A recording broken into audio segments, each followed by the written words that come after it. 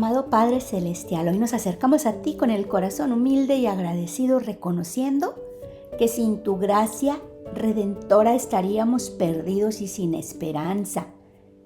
Gracias, Señor, porque por tu amor inmenso enviaste a tu Hijo Jesús para rescatarnos del pecado y la muerte, abriendo el camino hacia la vida eterna contigo. Te alabamos porque tu gracia no depende de nuestros méritos ni de nuestras fuerzas, sino de tu inmensa bondad y misericordia. En medio de nuestras debilidades y faltas, tu gracia brilla aún más fuerte, ofreciéndonos perdón, restauración y la promesa de un nuevo comienzo. Padre, ayúdanos a vivir cada día conscientes de este regalo inmerecido. Que nuestro corazón esté lleno de gratitud y reverencia por el sacrificio de tu Hijo y que nuestra vida se convierta en una respuesta de amor y obediencia a tu llamado, y permítenos reflejar esa misma gracia que hemos recibido con quienes nos rodean, amando con generosidad, perdonando con sinceridad y sirviendo con humildad. Gracias, Señor, por tu gracia redentora que nos sostiene y nos guía, y enséñanos a caminar firmemente en la fe, confiando en que tu gracia es suficiente y que a través de ella podemos ser transformados a la imagen de Cristo. En el nombre de Jesús, nuestro Redentor. Amén. Hola, qué bueno que me acompañas a un día más de Biblia Diaria. Yo soy Claudia. Aquí es donde leemos la Biblia todos los días, y hoy, que es 21 de diciembre, vamos a comenzar el libro de Hebreos, capítulos 1 al 6, y pues el tema de Hebreos es la absoluta supremacía y suficiencia de Jesucristo como revelador y mediador de la gracia de Dios. Entonces leamos Hebreos 1 al 6. El Hijo superior a los ángeles. Dios, que muchas veces y de varias maneras habló a nuestros antepasados en otras épocas por medio de los profetas, en estos días finales nos ha hablado por medio de su Hijo. A este lo designó heredero de todo, y por medio de él hizo el universo. El Hijo es el resplandor de la gloria de Dios, la fiel imagen de lo que Él es, y el que sostiene todas las cosas con su palabra poderosa. Después de llevar a cabo la purificación de los pecados, se sentó a la derecha de la majestad en las alturas. Así llegó a ser superior a los ángeles en la misma medida en que el nombre que ha heredado supera en excelencia al de ellos. Porque ¿a cuál de los ángeles dijo Dios jamás: tú eres mi hijo, hoy mismo te he engendrado? Y en otro pasaje: yo seré su padre y él será mi hijo. Además, al introducir a su primogénito en el mundo, Dios dice: que lo adoren todos los ángeles de Dios. En cuanto a los ángeles dice: Él hace de los vientos sus ángeles, y de las llamas de fuego sus servidores. Pero con respecto al Hijo dice: tu trono, oh Dios, permanece por los siglos de los siglos. Y el cetro de tu reino es un cetro de justicia. Has amado la justicia y odiado la maldad. Por eso Dios, tu Dios, te ha ungido como aceite de alegría, exaltándote por encima de tus compañeros. También dice: en el principio, oh Señor, tú afirmaste la tierra, y los cielos son la obra de tus manos. Ellos perecerán, pero tú permaneces para siempre. Todos ellos se desgastarán como un vestido. Los doblarás como un manto y cambiarán como ropa que se muda. Pero tú eres siempre el mismo, y tus años no tienen fin. ¿A cuál de los ángeles dijo Dios jamás: siéntate a mi derecha hasta que ponga a tus enemigos por estrado de tus pies? ¿No son todos los ángeles espíritus dedicados al servicio divino, enviados para ayudar a los que han de heredar la salvación? Advertencia a prestar atención. Por eso es necesario que prestemos más atención a lo que hemos oído, no sea que perdamos el rumbo. Porque si el mensaje anunciado por los ángeles tuvo validez y toda transgresión y desobediencia recibió su justo castigo, ¿cómo escaparemos nosotros si descuidamos una salvación tan grande? Esta salvación fue anunciada primeramente por el Señor, y los que la oyeron nos la confirmaron. A la vez, Dios ratificó su testimonio acerca de ella con señales, prodigios, diversos milagros y dones distribuidos por el Espíritu Santo según su voluntad. Jesús echó igual a sus hermanos. Dios no puso bajo el dominio de los ángeles el mundo venidero del que estamos hablando, como alguien ha atestiguado en algún lugar. ¿Qué es el hombre para que en él pienses? ¿Qué es el ser humano para que lo tomes en cuenta? Lo hiciste un poco menor que los ángeles y lo coronaste de gloria y de honra. Todo lo sometiste a su dominio. Si Dios puso bajo él todas las cosas, entonces no hay nada que no le esté sujeto. Ahora bien, es cierto que todavía no vemos que todo le esté sujeto. Sin embargo, vemos a Jesús, que fue hecho un poco inferior a los ángeles, coronado de honra y gloria por haber padecido la muerte. Así, por la gracia de Dios, la muerte que él sufrió resulta en beneficio de todos. En efecto, a fin de llevar a muchos hijos a la gloria, convenía que Dios, para quien y por medio de quien todo existe, perfeccionará mediante el sufrimiento al autor de la salvación de ellos. Tanto el que santifica como los que son santificados tienen un mismo origen, por lo cual Jesús no se avergüenza de llamarlos hermanos. Cuando dice, proclamaré tu nombre a mis hermanos, en medio de la congregación te alabaré. En otra parte dice, yo confiaré en él. Y añade, aquí me tienen, con los hijos que Dios me ha dado. Por tanto, ya que ellos son de carne y hueso, él también compartió esa naturaleza humana para anularla, mediante la muerte, al que tiene el dominio de la muerte, es decir, al diablo, y librar a todos los que por temor a la muerte estaban sometidos a esclavitud durante toda la vida. Pues ciertamente no vino en auxilio de los ángeles, sino de los descendientes de Abraham. Por eso era preciso que en todo se asemejara a sus hermanos, para ser un sumo sacerdote fiel y misericordioso al servicio de Dios, a fin de expiar los pecados del pueblo por haber sufrido él mismo la tentación. Puede socorrer a los que son tentados. Jesús superior a Moisés. Por lo tanto, hermanos, ustedes que han sido santificados y que tienen parte en el mismo llamamiento celestial, consideren a Jesús, apóstol y sumo sacerdote de la fe que profesamos. Él fue fiel al que lo nombró, como lo fue también Moisés en toda la casa de Dios. De hecho, Jesús ha sido estimado digno de mayor honor que Moisés, así como el constructor de una casa recibe mayor honor que la casa misma, porque toda casa tiene su constructor, pero el constructor de todo es Dios. Moisés fue fiel como siervo en toda la casa de Dios, para dar testimonio de lo que Dios diría en el futuro. Cristo, en cambio, es fiel como hijo al frente de la casa de Dios, y esa casa somos nosotros, con tal de que mantengamos nuestra confianza y la esperanza que nos enorgullece. Advertencia contra la incredulidad.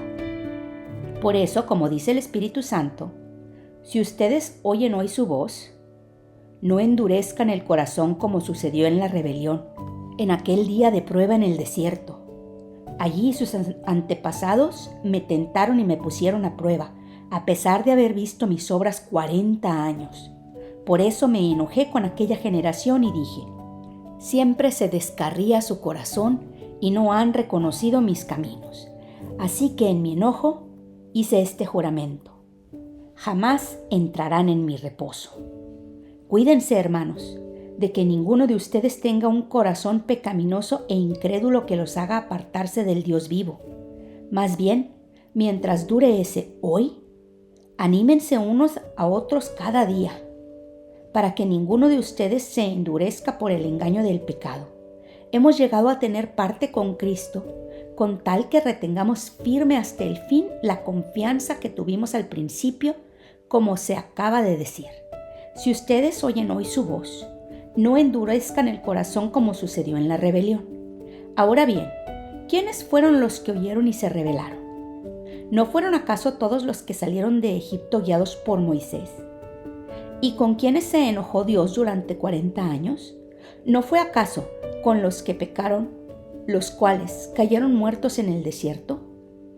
Y, ¿A quienes juró Dios que jamás entrarían en su reposo, sino a los que desobedecieron? Como podemos ver, no pudieron entrar por causa de su incredulidad. Reposo al pueblo de Dios. Cuidémonos, por tanto, no sea que, aunque la promesa de entrar en su reposo sigue vigente, alguno de ustedes parezca quedarse atrás, porque a nosotros, lo mismo que a ellos, se nos ha enunciado la buena noticia, pero el mensaje que escucharon no les sirvió de nada, porque no se unieron en la fe a los que habían prestado atención a ese mensaje. En tal reposo entramos los que somos creyentes, conforme Dios ha dicho. Así que en mi enojo hice este juramento: jamás entrarán en mi reposo. Es cierto que su trabajo quedó terminado con la creación del mundo, pues en algún lugar se ha dicho así del séptimo día. Y en el séptimo día reposó Dios de todas sus obras.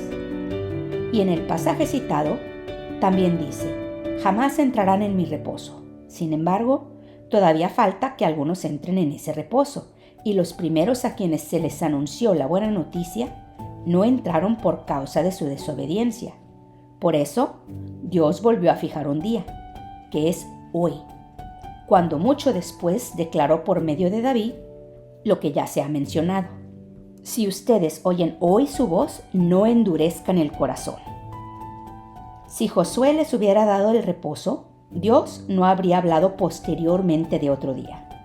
Pero consiguiente, queda todavía un reposo especial para el pueblo de Dios, porque el que entra en el reposo de Dios descansa también de sus obras, así como Dios descansó de las suyas.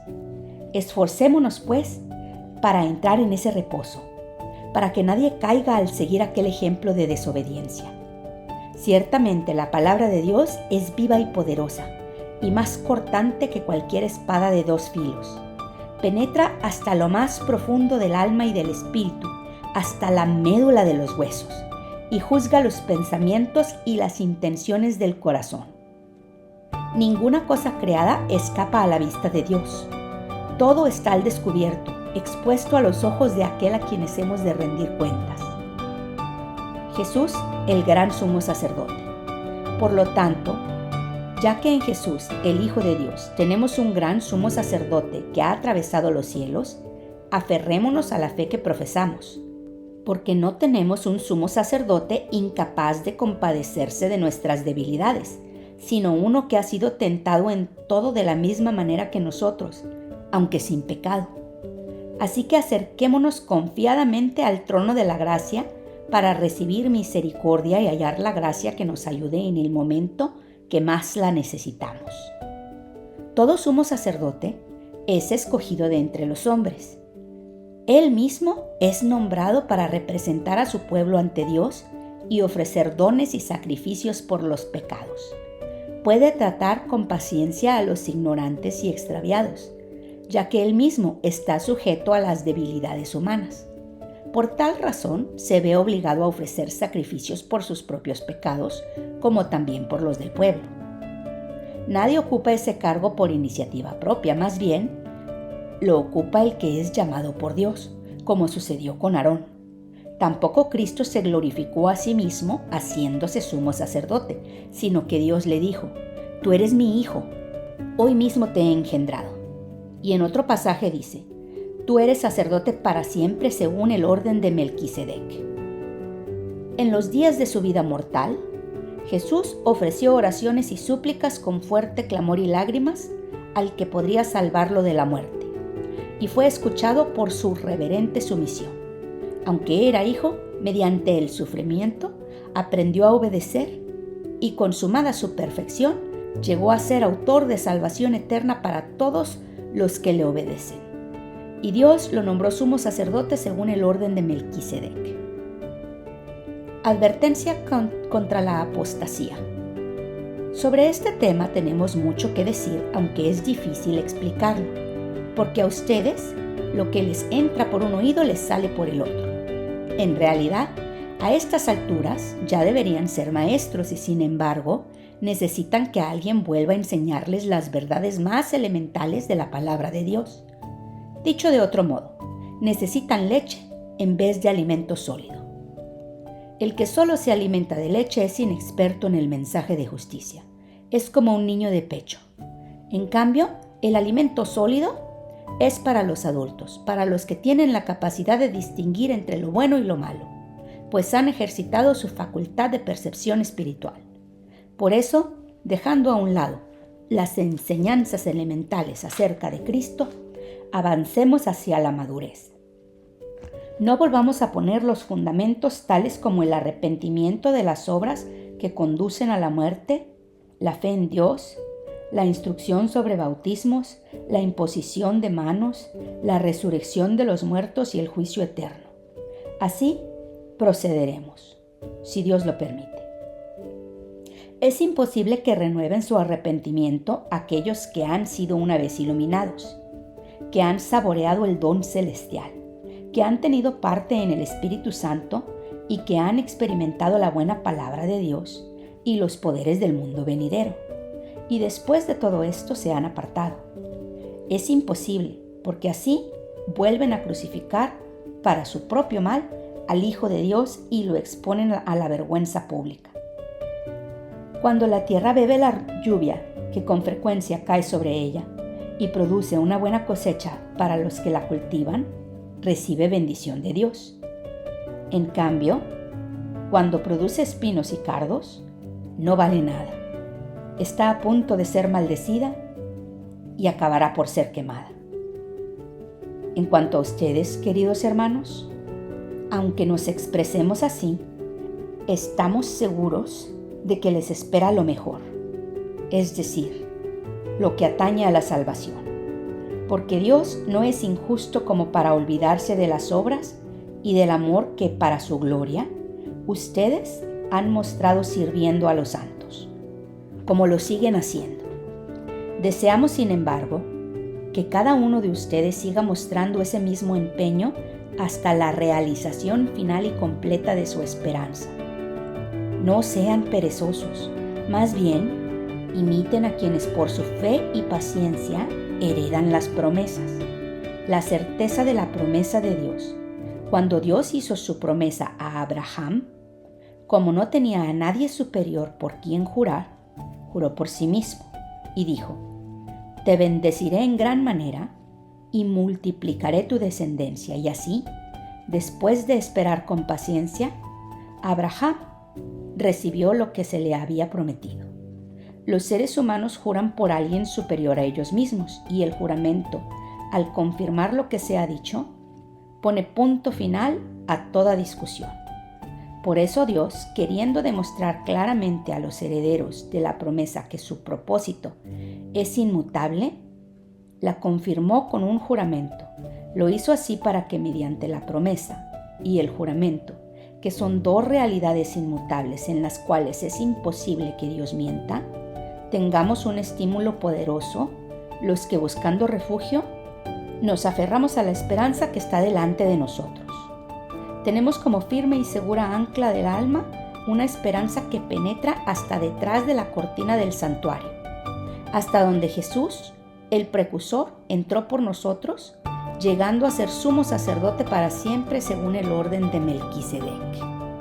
Y qué interesante que nos dice la lectura del día de hoy, que no tengamos endurecidos el corazón, que escuchemos su voz, porque la palabra de Dios no solo nos informa, sino que también nos transforma, nos confronta con lo que hay en nuestro interior, revelando nuestras motivaciones y purificando nuestro carácter.